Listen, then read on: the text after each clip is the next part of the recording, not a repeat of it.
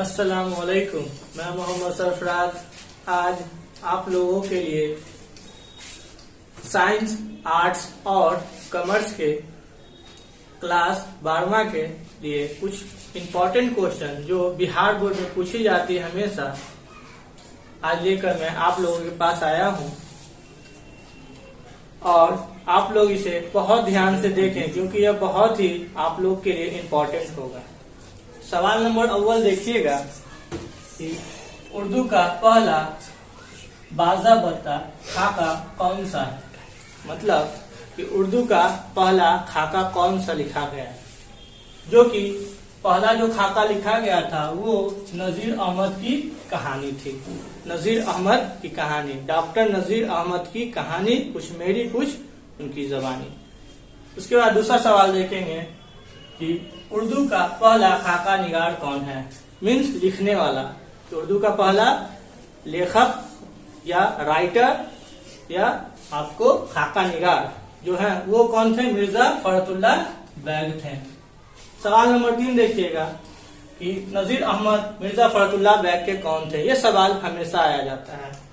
तो नजीर अहमद मिर्जा फखरुल्लाह बैग के उस्ताद थे। मीन्स आपको एज अ टीचर थे जो मिर्जा फखरुल्लाह बैग को पढ़ाया करते थे। चौथा सवाल देखिएगा, मिर्जा फखरुल्लाह बैग के साथ मदरसे में और कौन पढ़ा करते थे। तो मिर्जा फखरुल्लाह बैग के साथ मदरसे में उनके दोस्त मियां दानी पढ़ा करते थे।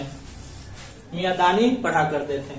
पांचवा सवाल है, नजीर अहमद का ताल्लुक किस सिंफ से है। सिंफ मीन्स विधा, जो हिंदी में विधा कहा जाता है, उर्दू में सिंफ कहा जाता है। तो नजीर अहमद का ताल्लुक आपको 9वें सिंफ से है। सवाल नंबर 6 देखिएगा कि फखरुल्लाह बैग और मियां फखरुल्लाह बैग कब और कहां पैदा हुए। ये बहुत ही आपके लिए क्या है, सवाल इम्पोर्टेंट है क्योंकि यह ऑब्जेक्टिव में भी पूछी जाती है हमेशा, आपको 1 नंबर में भी आएगी। तो इसको हमेशा आप लिख लीजिए कहीं पे या याद कर लीजिए। मिर्जा फखरुल्लाह बैग अगस्त 1955 में उनकी पैदाइश हुई थी।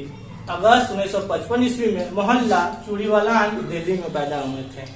मीन्स इनके बर्थ हुआ है, जो प्लेस था वो मोहल्ला चूड़ीवालान आपको दिल्ली में। उसके बाद बोला गया मिर्जा फखरुल्लाह बैग के वालिदैन। वालिदैन मीन्स बोला गया आपको क्या है कि माँ और बाप, माता और पिता। वालिदैन जिसमें इनके फादर का नाम मीन्स वालिद का नाम मिर्जा हस्मतुल्लाह बैग और माँ का नाम मुशर्रत जहां बेगम था। इनकी माँ का नाम मुशर्रत जहां बेगम था। फखरुल्लाह बैग का कौन सा खाका आपके निशान में शामिल है। खाका मतलब हुआ आपको विधा हिंदी में। तो जो नजीर अहमद की कहानी क्या है, नजीर अहमद का कहानी है ना, आपको लिखे हैं मिर्जा फखरुल्लाह बैग। फिर सवाल नंबर 9 देखेंगे कि फखरुल्लाह बैग के 2 किताबों के नाम। मिर्जा फखरुल्लाह बैग इनका पूरा नाम हुआ और इनके 2 किताबों के नाम, जिसमें अव्वल जो है फर्स्ट वो है मेरी दास्तान और दूसरी जो है किताब का नाम वो है मेरी शायरी। पहला जो है मेरी दास्तान, दूसरा मेरी शायरी। फिर मिर्जा 10वां सवाल देखेंगे कि मिर्जा फखरुल्लाह बैग का इंतकाल कब हुआ। इंतकाल का मतलब हुआ डेथ, मर जाना। तो मिर्जा फखरुल्लाह बैग का इंतकाल 27 अप्रैल 1947 ईस्वी को हो गया था। अब देखेंगे जरा हम आपको नजीर अहमद के जो सवाल में आती हमेशा, सवाल में जो पूछी जाती है उसके बारे में, जिसमें अव्वल सवाल जो दिया गया है कि फखरुल्लाह बैग और मियां दानी मौलवी साहब के घर क्यों जाया करते थे। तो मिर्जा फखरुल्लाह बैग और मियां दानी दोनों मौलवी साहब के घर तालीम हासिल करने के लिए जाते थे क्योंकि उस जमाने में उतनी इल्म नहीं थी या बहुत से मदरसे नहीं थे, जिस कारण क्या लोग उस्ताद के यहाँ तालीम हासिल करने जाते थे। तो मैंने यहाँ पे आप लोग को लिख दिया है शॉर्ट में कि तालीम हासिल करने के लिए जाया करते थे।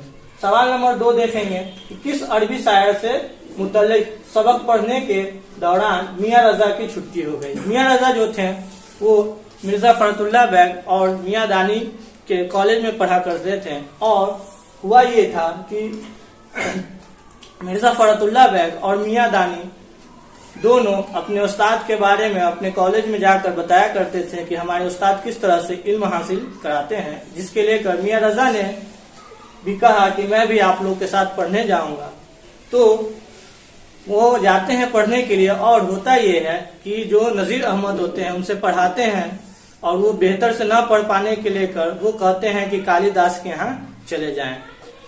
लेकिन इसी दरमियान जिस किताब में जो पढ़ाया जाता है उस किताब का जो होते हैं वो क्या है, मशहूर अरबी शायर की किताब को पढ़ाया करते हैं। फिर सवाल नंबर 3 देखेंगे कि फरतुल्ला बैग शेर खानी में किस तरह की गलतियां किया करते थे। फरतुल्ला बैग शेर खानी में किस तरह की गलतियां करते थे, मीन्स पढ़ने के दरमियान, है ना। तो इराब की गलतियां, इराब मीन्स या जबर जेर पेश की गलतियां किया करते थे। फिर सवाल नंबर 4 देखेंगे कि मियां दानी शेर खानी में किस तरह की गलतियां किया करते थे।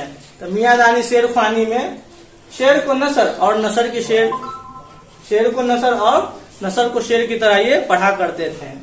तो सवाल नंबर 5 और आखिर, मौलवी साहब के पढ़ाने का क्या तरीका था। तो मौलवी साहब का पढ़ाने का ये तरीका था कि एक दिन फरतुल्ला बैग को पढ़ाते थे और दूसरे दिन मियां दानी को पढ़ाया करते थे।